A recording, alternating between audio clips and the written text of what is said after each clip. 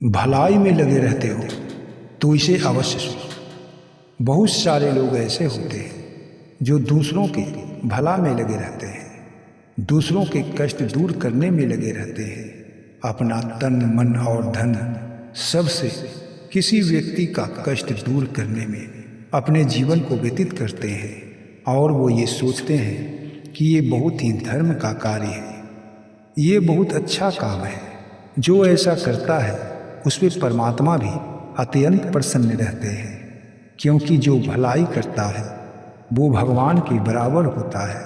जैसे आप किसी का कष्ट दूर कर देते हैं तो उसे लगता है कि ये मेरे लिए भगवान है।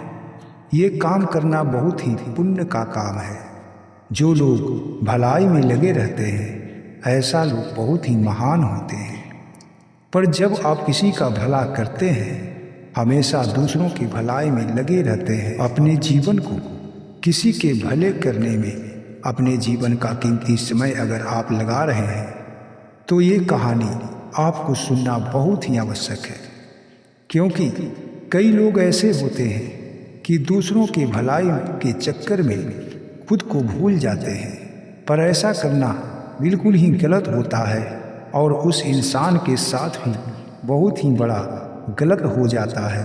जो इंसान हमेशा समाज की भलाई करता रहता है और एक दिन उसके साथ ही धोखा हो जाता है। तो चलिए वीडियो के अंत तक बने रहें और इस चैनल को अभी तक सब्सक्राइब नहीं किए हैं तो सब्सक्राइब कर लें।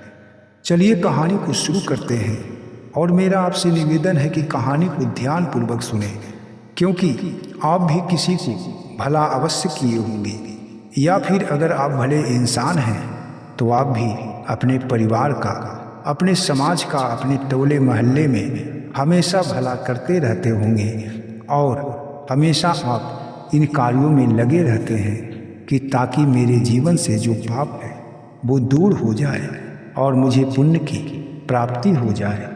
तो चलिए जानते हैं कि जो इंसान हमेशा दूसरों को भला करता रहता है उसे किन बातों पे हमेशा ध्यान देना चाहिए।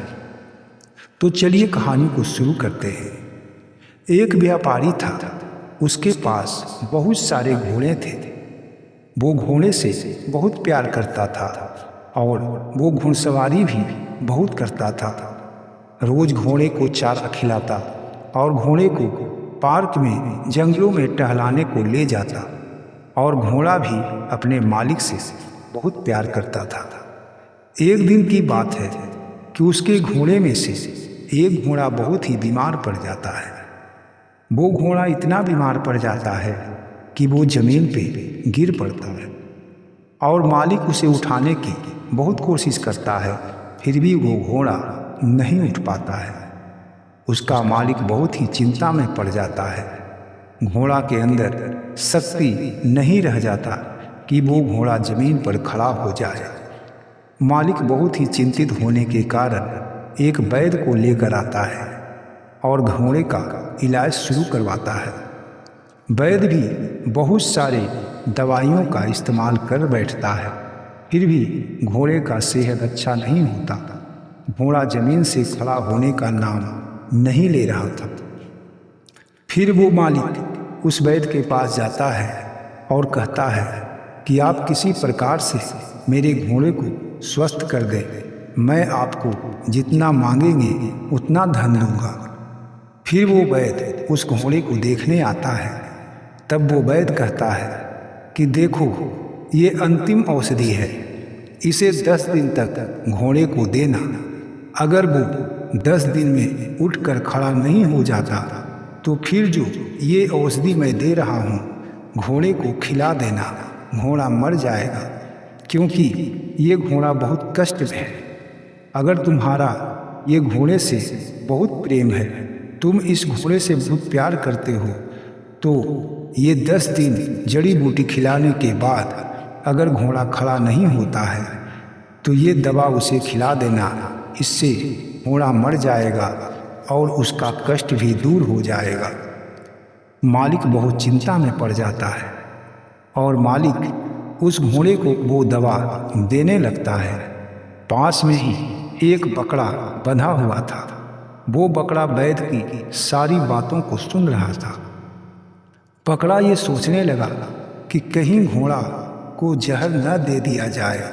अगर 10 दिन में घोड़ा उठकर नहीं खड़ा होता तो उसका मालिक वो जहर वाला दवा देकर इसे मार देगा और घोड़ा बेचारा मुफ्त में ही मर जाएगा। ये बहुत ही अच्छा घोड़ा है, इसका भलाई करना मेरा कर्तव्य बनता है। जब मालिक दवा खिलाकर वहाँ से चला जाता है तो वो बकरा घोड़े के पास आता है और उसके कानों में कहने लगता है, घोड़ा भाई, तुम कोशिश करके खड़े हो जाओ, क्योंकि वैद्य ने 10 दिन का समय दिया है। अगर 10 दिन के अंदर तुम खड़े नहीं होते हो तो तेरा मालिक वो जहर वाला दवा देकर तुम्हें मार देगा। फिर भी घोड़ा नहीं खड़ा हुआ और रोज वो मालिक उस घोड़े को दवा देता और घोड़ा का स्वास्थ्य अच्छा नहीं होता। बकरा भी बहुत चिंता में था। वो रोज दिन में 2-3 बार आकर घोड़े के कानों में कहता, घोड़ा भाई तुम खड़े हो जाओ, ऐसा नहीं कि 10 दिन पूरा हो जाए और तुम्हें तुम्हारा मालिक जहर दे दे।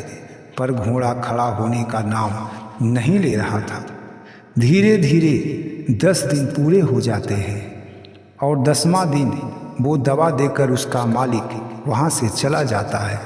मन में यही सोचते जाता है कि अगर आज घोड़ा खड़ा नहीं हुआ तो कल मैं इसे वो जहर वाला दवा दे दूंगा, इससे वो घोड़ा मर जाएगा और उसका कष्ट भी दूर हो जाएगा। मालिक भी बहुत चिंता में था। अंतिम दिन वो बकरा फिर आता है और घोड़े को कहता है, अरे उठ जाओ भाई, आज 10वां दिन अंतिम दिन है। अगर तुम आज खड़ा नहीं हुआ तो बस कल तुम मारे जाओगे। बकरा बहुत ही उसे उठाने की कोशिश करता है, बार बार उसके कानों में ये कहता है कि तुम उठकर खड़े हो जाओ। बकरे के मन में घोड़े के प्रति बहुत ही प्रेम था और उसके भलाई के कारण बकरा उसे बार बार उठाने की कोशिश कर रहा था। ऐसा हुआ कि घोड़ा सुनते सुनते उठकर खड़ा हो जाता है। बकरा भी बहुत खुश होता है। मालिक उधर से आता देखता है कि मेरा घोड़ा खड़ा है और दौड़ रहा है तो मालिक बहुत ही खुश हो जाता है और वो बकरा उस मालिक का ही था। तो मालिक खुश होकर सारे अपने जो उसका साथी था, जो उसका सेवक था, सबको ऐलान करता है कि आज मेरा घोड़ा जीवित हो गया है। मुझे उसे जहर वाली दवा देने की आवश्यकता नहीं पड़ा, मेरा घोड़ा स्वस्थ हो गया है। इसी खुशी में मैं अपने सारे सेवक को आज बकरे का दावत दूंगा। जो मेरे पास ये बकरा है आज उसे मारकर शाम को सबको खिलाऊंगा। मैं बहुत खुश हूँ।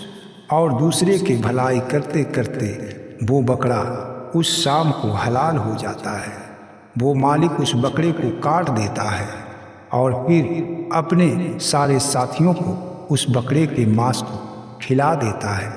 तो कहानी का मतलब यही है कि तुम दूसरे के भला करते करते अपना चिंता अगर छोड़ देते हो, तुम दूसरों के भलाई में खुद को भूल जाते हो, तो कहीं ऐसा न हो कि दूसरों को भला करते करते तुम उस बकरे की तरह मारा न जाओ, तुम कष्ट में न फंस जाओ।